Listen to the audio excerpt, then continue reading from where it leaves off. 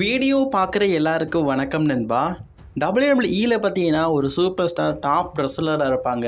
ஏன் ஈவன் இவங்க யாருமே அழிக்க முடியாது அப்படிங்கிற லெவலுக்கு கூட நம்ம வச்சுருப்போம். அப்படிப்பட்ட ரெஸ்லர்ஸ் கான்ட்ராக்ட் எக்ஸ்டெண்டிங் ஆகவோ அல்லது அந்த நேரத்தில் அவங்களுக்கு ஹைப் இல்லாமல் இருந்திருக்கும். அவங்கள WWE பார்த்தீங்கன்னா ரொம்பவே மட்டம் தட்டி யூஸ் பண்ணியிருப்பாங்க அந்த நேரத்தில். அப்படி பார்த்தா ஒரு 10 ரெஸ்லர்ஸ் அப்படி தான் இன்றைக்கி வீடியோ பார்க்க போகிறோம். எக்ஸாம்பிளுக்கு பிக் ஷோ பார்த்தீங்கன்னா 2019 அவருடைய கான்ட்ராக்ட் முடிஞ்சிருச்சு. ஸோ மீண்டும் WWE கான்ட்ராக்ட் போட மாட்டேன்னு சொல்லிட்டாரு. அப்போ தான் WWEக்கு தெரிஞ்சிருக்கு AEWவில் பார்த்தீங்கன்னா ஆல்ரெடி ஒப்பந்தம் பண்ணிட்டாரு. ரகசியமாக இதுக்கப்புறமா பார்த்தீங்கன்னா AEWக்கு தான் பிக் ஷோ ஒர்க் பண்ண போகிறாருன்னு. இது தெரிஞ்சுக்கிட்டு WWE என்ன பண்ணாங்க பார்த்தீங்கன்னா பிக் ஷோ WWEயில் 2 வேர்ல்டு டைட்டில் வின் பண்ணவர். அதனால் அவருடைய ஹைப்னஸை டோட்டலாக கம்மி பண்ணணும் அப்படிங்கிறதுக்காக பிக் ஷோ WWEயில் கான்ட்ராக்ட் இருக்கும்போதே பயங்கரமாக சொதப்ப வச்சாங்க.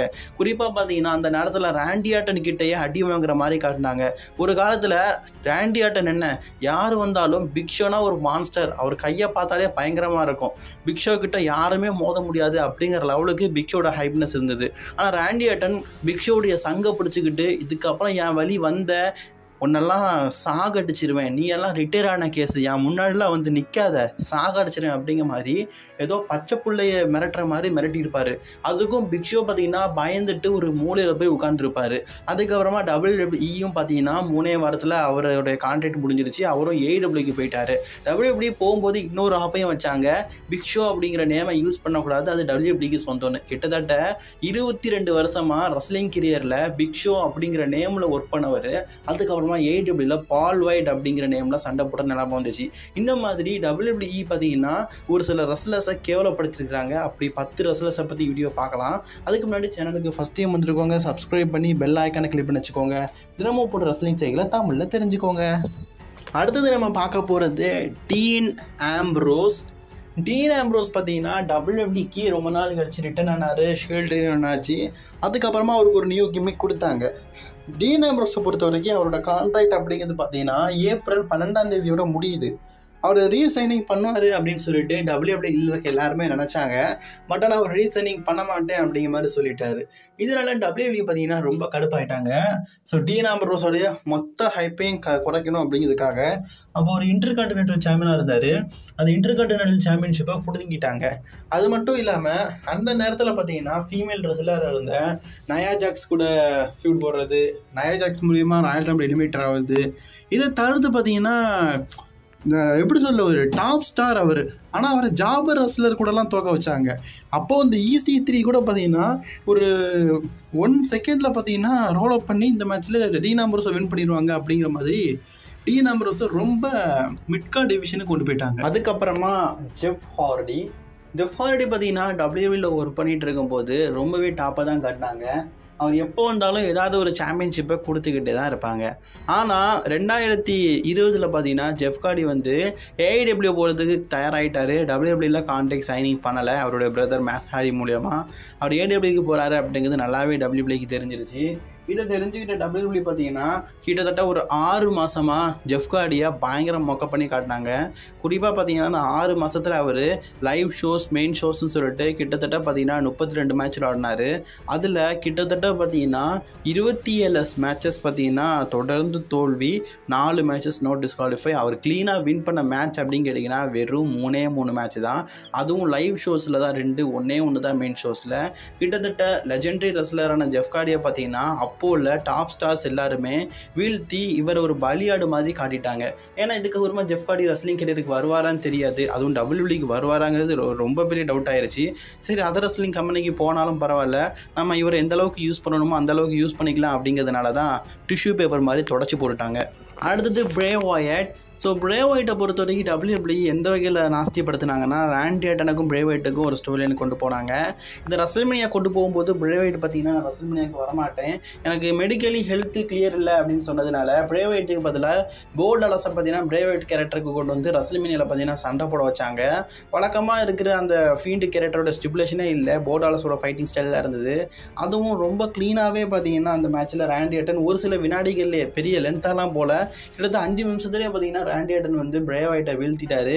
இது ஃபேன்ஸ் மத்தியில் ஷாக்கிங்காக இருந்தது. ஏன் பிரே ஒயிட்டை எப்படி மட்டம் கட்டுறாங்க, அதுவும் ஃபீல்டு கேரக்டர் எப்படி அடியோடு அழிச்சிட்டாங்களே அப்படின்னு சொல்லி நம்ம எதிர்பார்த்தா WWE பார்த்தீங்கன்னா பிரே ஒயிட்டுக்கு மெடிக்கலி கிளியர் இல்லை அப்படிங்கிறதுனால சரி இதுக்கப்புறம் இவர் WWE வச்சுக்க வேண்டாம்னு சொல்லிட்டு ரிலீஸும் பண்ணிட்டாங்க.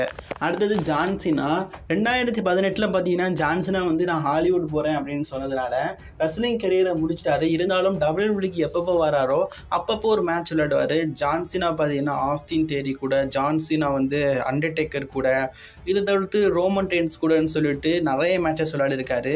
இதில் நான் சோகமான விஷயம் என்னன்னு கேட்டிங்கன்னா எப்பப்போ ஜான்சினா வராரோ அப்பப்போ அவரை கேவலப்படுத்தி தான் WWE அனுப்பிவிடுவாங்க. எந்த மேட்ச்லையுமே ஜான்சினாவை ஸ்ட்ராங்காக காட்ட மாட்டாங்க. இவரை வச்சு என்னத்துக்கு அவர் தான் ஹாலிவுட் போயிட்டாரு, நம்ம யூஸ் பண்ணுற அளவுக்கு யூஸ் பண்ணுவோம் அப்படிங்கிற மாதிரி தான் ஜான்சினாவை வச்சு அவர் அதுக்கப்புறமா அவர் வின் பண்ணவே இல்லை. ஒரு மேட்ச்சில் வின் பண்ணார், அதுவும் கெவின் ஓவன்ஸ் கூட டாக் டீம் பார்ட்டாரா. மற்றபடி எல்லா மேட்ச்லையுமே பார்த்தீங்கன்னா ஜான்சினா வந்து தோத்து தான் போயிருக்காரு. அதுவும் வளர்ந்து வர ரெஸ்லர்ட்ட இருந்து பெரிய ரெஸ்லர்ஸ் வரைக்கும் எல்லாருக்கிட்டையும் அடி வாங்கி தோத்து போகிற கேரக்டராக தான் காட்டுறாங்க. எதுக்கு ஜான்சினா வந்து இதுக்கப்புறமா யூஸ் இல்லை, அவரை வச்சு என்னத்துக்கு, அவர் தான் ஹாலிவுட் போயிட்டார்ல. அதனால் WWEக்கு எப்போது வருஷத்துக்கு ஒருக்கா வந்து சண்டை போட வர்றாரு. அப்போவும் WWE பார்த்தீங்கன்னா அவரை தோக்கிறதுக்காக மட்டுமே யூஸ் பண்ணிட்டு வராங்க. அதுக்கப்புறமா ரூசேவ், ஐயோ பாவங்க, ரூசேவை பார்த்தீங்கன்னா பெரிய லெவலில் காட்டணும் அப்படிங்கிறதுக்காக WWE எந்த முயற்சியும் 2018 எடுக்கலை. ஆனால் ஆரம்பத்தில் டாப் காயாக தான் காட்டினாங்க. இந்த பல்பேரியன் குரூப் அப்படிங்கிற கேரக்டரில் பயங்கரமாக இருந்தார், ஆன்டி அமெரிக்கன் கேரக்டரில். ஆனால் 2018 WWE ஒரு கேரக்டர் பண்ண வச்சாங்க. ரூசேவோட ஒய்ஃபே பார்த்தீங்கன்னா ரூசேவுக்கு துரோகம் பண்ணுற மாதிரி, அவருக்கு கண்ணு முன்னாடியே பாபி லாஸ்லிக்கு கிஸ் கொடுக்குற மாதிரிலாம் பண்ணாங்க. இந்த ஸ்டோரி லைன்லாம் பார்த்தீங்கன்னா பாபி லாஸ்லிக்கு ஓகேவா இருக்கலாம், லானாக்கு ஓகேவா இருக்கலாம்னா அங்கே ரூசேவுக்கு ஓகே இல்லை, இந்த மாதிரிலாம் பண்ணாதீங்க வேண்டான்னு சொல்லியும் WWE இல்லை இது நல்லா இருக்குது, இது ஃபேன்ஸுக்கு பிடிச்சிருக்குது அப்படின்னு சொல்லிட்டு இந்த ஸ்டோரியில் என்ன பண்ண வச்சாங்க. ஸோ இதனாலேயே என்னை தயவு செஞ்சு WWE விட்டுருங்க, இதுக்கப்புறமா WWE நான் வச்சுக்காதீங்க, நான் WWE விட்டே போயிறேன் அப்படின்னு சொல்லிட்டு ரெக்வஸ்ட் பண்ணி WWE மூலியமாக ரிலீஸ் ஆன ஒருத்தர்னு கேட்டிங்கன்னா ரூசேவ். ஏன்னா அந்தளவுக்கு ரூசேவை WWE வச்சு செஞ்சுட்டாங்க. அதுக்கப்புறமா பிரான் ஸ்ட்ரோமன் 2021 பார்த்தீங்கன்னா எனக்கு அதிகமான சேலரி வேணும், இல்லாட்டா நான் WWE ஒர்க் பண்ண மாட்டேன்னு சொன்னார். WWEயும் பார்த்தீங்கன்னா என்னடா நான் வளர்த்த பிள்ளை நீ பெரிய சேலரி கேட்பேன்னு சொல்லிட்டு பிரான் ஸ்ட்ரோமனை பார்த்தீங்கன்னா WWEலேருந்து ரிலீஸ் பண்ணிட்டாங்க. 2021 மீண்டும் அவர் WWEக்கு வந்ததுக்கு அப்புறமா கூட பிரான் ஸ்ட்ரோமனை மிந்தி மாதிரி காட்டினாங்களான்னு கேட்டிங்கன்னா கிடையாது. ஏன்டா ஓவரா வாய் பேசுனல்ல, பெரிய சூப்பர் ஸ்டார் நினச்சல உன்னை வச்சு சரின்னு சொல்லிட்டு இது நாள் வரைக்கும் பிரான் ஸ்ட்ரோமனை பார்த்தீங்கன்னா ஒரு ஜாபர் மாதிரி தான் யூஸ் பண்ணிட்டு இருக்காங்க. அதுவும் டாக் டீம் டிவிஷன்ல போட்டு சாகடிச்சிட்டு இருக்காங்க. அதுக்கப்புறமா 2018 WWE கூட பார்த்தீங்கன்னா பயங்கரமான வாக்குவாதத்தின் மூலியமா WWE ரிலீஸ் ஆனவங்க கேட்டிங்கன்னா ஆக்சுவலி பார்த்தீங்கன்னா WWE ஷோ நடக்கும்போதே பார்த்தீங்கன்னா WWE குயிட் பண்ணிட்டாங்க, சாஷா பேங்க்ஸ் மாதிரி. இதனால் கடுப்பான WWE பார்த்தீங்கன்னா எமாவை அன்னைக்கே ரிலீஸ் பண்ணி விட்டாங்க. அட போடா அப்படின்னு சொல்லிட்டு போக வேண்டியதானே. இப்போ 2022 பார்த்தீங்கன்னா மீண்டும் WWEக்கு வந்தாங்க. WWE அவங்கள வச்சு எப்படி வச்சு செய்யணுமோ அப்படி இப்போ வச்சு செஞ்சுட்டு இருக்கிறாங்க. ஆக்சுவலி WWEக்கு வர்றதுக்கு காரணம் ஏன் கேட்டிங்கன்னா அவரோட ஹஸ்பண்டான காதலனான மேட் காப் மோஸ் WWE ஒர்க் பண்ணுறான் அப்படிங்கிறதுனால தான் WWEக்கு வந்தாங்க. ஆனால் WWE பார்த்தீங்கன்னா பழைய விஷயத்தை எதுவுமே மறக்கல போல இருக்குது. அதனால தான் WWE ரிட்டர்ன் ஆனதுலேருந்து கிட்டத்தட்ட 25 மேட்சஸ் விளையாடி இருக்காங்க. 25 மேட்சத்தையும் WWE என்ன பண்ணிருக்காங்க தெரியுமா, ஏமாவோ தோக்க மாட்டாங்க. அதுக்கப்புறமா ரோமன் ரெயின்ஸுக்கு 2019 ஃபேன்ஸ் மத்தியில் இறக்க குணம் இருக்கணும் ரோமன் ரெயின்ஸ் மேலே அப்படிங்கிறதுக்காக கண்டினியூவாக பேரன் கார்பன் கிட்ட பார்த்தீங்கன்னா தோக்க வச்சாங்க. அதுக்கும் மேலே பேரன் கார்பன் நீ நாய் தானே, அதாவது பிக் டாக்னு சொல்கிறல, அப்படி ஒரு பெரிய நாய் தான், பெரிய நாயை வந்து நாய் ஃபுட்டாக சாப்பிடுன்னு சொல்லிட்டு கிண்டல் அடிப்பார்.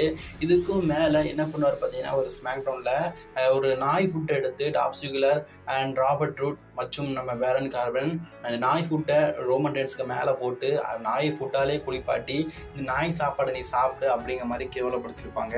ஸோ எனக்கு தெரிஞ்சு ரெஸ்லிங் கேரியரில் ஒரு ஃபேஸ் ஆஃப் த கம்பெனியை இந்த அளவுக்கு கேவலப்படுத்தினது இல்லை, அது நம்ம ரோமன் ரெயின்ஸை தான் கேவலப்படுத்திருக்காங்க. அது எதுக்காக பண்ணாங்க பார்த்தீங்கன்னா WWE அப்பமாச்சு ரோமன் ரெயின்ஸுக்கு ஃபேன்ஸ் மத்தியில் ஒரு இறக்க குணம் வரும்னு, பட் ஆனால் அது ஃபெயிலியர் ஆயிடுச்சு. ஓகே ஃப்ரெண்ட்ஸ், இன்றைக்கி நம்ம ஒரு 9 விஷயத்த பார்த்துருக்கோம். ஆக்சுவலி டாப் 10ன்னு போட்டிருப்பேன், 9 தான் சொல்லியிருக்கிறேன். 10 என்னதுன்னு கேட்டிங்கன்னா நீங்கள் தான் கமெண்ட் பாக்ஸில் கமெண்ட் பண்ணணும். நான் சொன்னதை தவிர்த்து 10வது ஏதாச்சும் ஒரு ஷாக்கிங்கான மூமெண்ட் WWE பார்த்தீங்கன்னா ஒரு பெரிய மல்யுத்த ரெஸ்லரை ரிலீஸ் பண்ணதுக்கு முன்னாடியோ அல்லது அவருடைய கெரியருடைய எண்டிங்லேயோ அவரை பலவீனமாக காட்டி WWE அனுப்பப்பட்டது அல்லது அவரை ரொம்ப அசிங்கப்படுத்துனது அந்த மாதிரி தருணங்கள் இருந்துச்சுன்னா கமெண்ட் பாக்ஸில் கமெண்ட் பண்ணிவிடுங்க. பெஸ்ட்டானதை நான் பின் பண்ணி விடுறேன்.